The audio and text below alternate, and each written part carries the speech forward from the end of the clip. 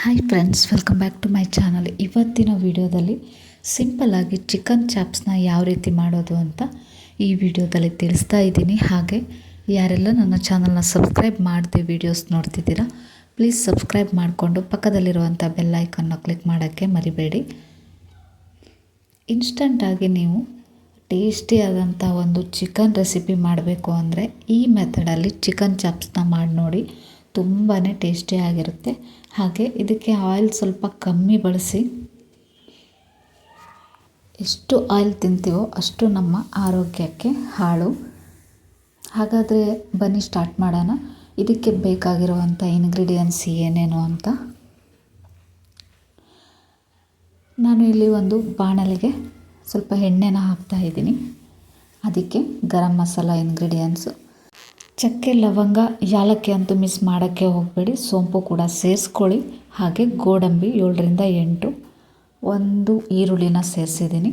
ಹಸಿಮೆಣಸಿನ್ಕಾಯಿ ಖಾರಕ್ಕೆ ತಕ್ಕ ಹಾಗೆ, ಟೊಮೊಟೊ ಕಡಿಮೆನೇ ಸೇರಿಸ್ಕೊಳ್ಳಿ, ಅರ್ಧ ಟೊಮೊಟೊ, ಶುಂಠಿ ಹಾಗೂ ಬೆಳ್ಳುಳ್ಳಿನ ಸೇರಿಸಿ ಚೆನ್ನಾಗಿ ಫ್ರೈ ಮಾಡ್ತಾಯಿದ್ದೀನಿ.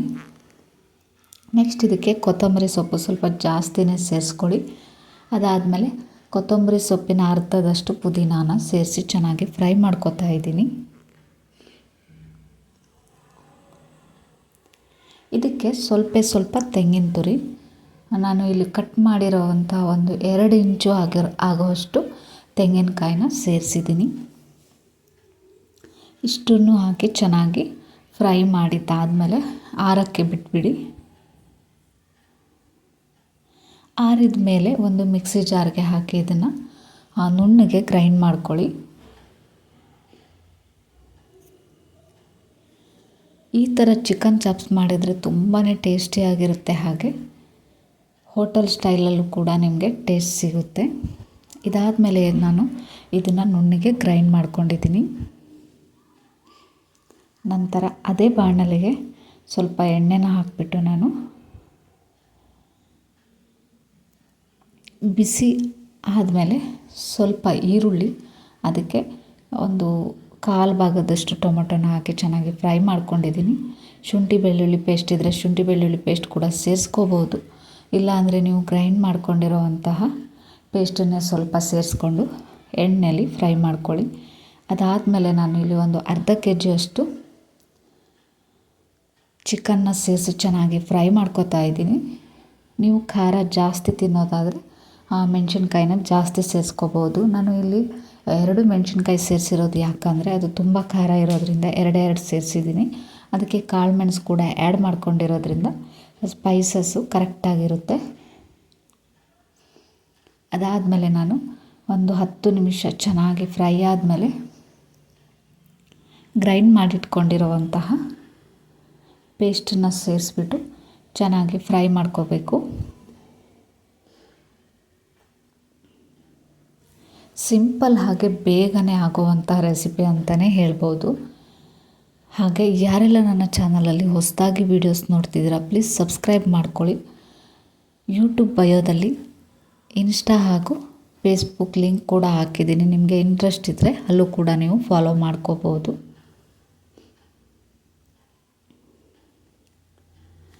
ನೋಡಿದ್ರಲ್ಲ, ಒಂದು ಕುದಿ ಬಂದಮೇಲೆ ನೀವು ಇದಕ್ಕೆ ಬೇಕಾಗಿರೋಂಥ ಸ್ವಲ್ಪ ನೀರನ್ನು ಕೂಡ ಸೇರಿಸ್ಕೊಂಡು ಬೇಯಿಸ್ಕೋಬೋದು.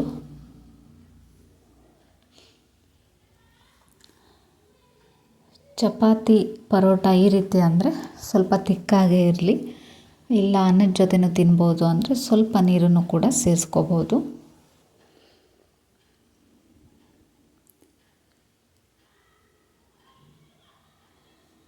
ನಾನಿಲ್ಲಿ ನೀರನ್ನು ಸೇರಿಸಿದ ಮೇಲೆ ಲಿಡ್ಡನ್ನ ಕ್ಲೋಸ್ ಮಾಡಿ 10 ನಿಮಿಷ ಚೆನ್ನಾಗಿ ಬೇಯಿಸ್ಕೊತಾ ಇದ್ದೀನಿ.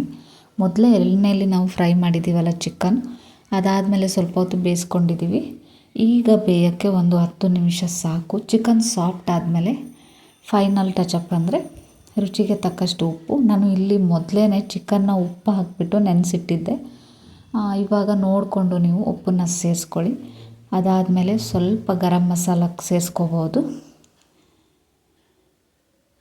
ಫೈನಲಾಗಿ ನಾನು ಇಲ್ಲಿ ಕೊತ್ತಂಬರಿ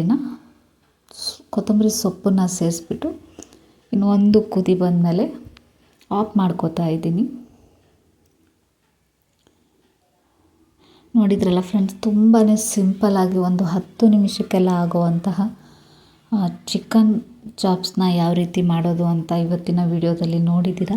ನಿಮಗೆ ಈ ವಿಡಿಯೋ ಯೂಸ್ಫುಲ್ ಅನ್ನಿಸಿದ್ರೆ ನಿಮ್ಮ ಫ್ರೆಂಡ್ಸ್ಗಳಿಗೂ ಕೂಡ ಶೇರ್ ಮಾಡೋದನ್ನ ಮರಿಬೇಡಿ. ಯಾರೆಲ್ಲ ನನ್ನ ಚಾನಲ್ನ ಹೊಸದಾಗಿ ವಿಡಿಯೋಸ್ ನೋಡ್ತಿದ್ದೀರಾ, ಪಕ್ಕದಲ್ಲಿರುವಂಥ ಬೆಲ್ ಐಕಾನ್ ಕ್ಲಿಕ್ ಮಾಡೋಕ್ಕೆ ಮರಿಬೇಡಿ. ಫೇಸ್ಬುಕ್ ಹಾಗೂ ಇನ್ಸ್ಟಾ ಲಿಂಕ್ ಕೂಡ ಅಪ್ಲೋಡ್ ಮಾಡಿದ್ದೀನಿ, ಅಲ್ಲೂ ಕೂಡ ನೀವು ಫಾಲೋ ಮಾಡ್ಕೋಬೋದು. ನಾನು ಡೈಲಿ ಶಾರ್ಟ್ಗಳನ್ನ ಅಪ್ಲೋಡ್ ಮಾಡ್ತಾ ಇರ್ತೀನಿ. ನಾನು ಇಲ್ಲಿ ಚಿಕನ್ ಬಿರಿಯಾನಿ ಜೊತೆ ಕಾಂಬಿನೇಷನ್ ಆಗಿ ಇವತ್ತಿನ ಆ ರೆಸಿಪಿನ ಟೇಸ್ಟ್ ಮಾಡ್ತಾ ಇದ್ದೀನಿ. ಅದೇ ರೀತಿ ನನ್ನ ಚಾನಲಲ್ಲಿ ಅಪ್ಲೋಡ್ ಮಾಡಿರೋವಂಥ ಎಲ್ಲ ವಿಡಿಯೋಗಳು ಒಮ್ಮೆ ಚೆಕ್ ಮಾಡಿ ನೋಡಿ. ನಿಮಗೆ ಲೈಕ್ ಆದರೆ ಲೈಕ್ ಅಂತ ಕಮೆಂಟ್ ಮಾಡಿ. ಇದೇ ರೀತಿ ಹೊಸ ರೆಸಿಪಿಯೊಂದಿಗೆ ಮತ್ತೆ ಬರ್ತೀನಿ. ಅಲ್ಲಿ ತನಕ keep watching my channel. Thank you.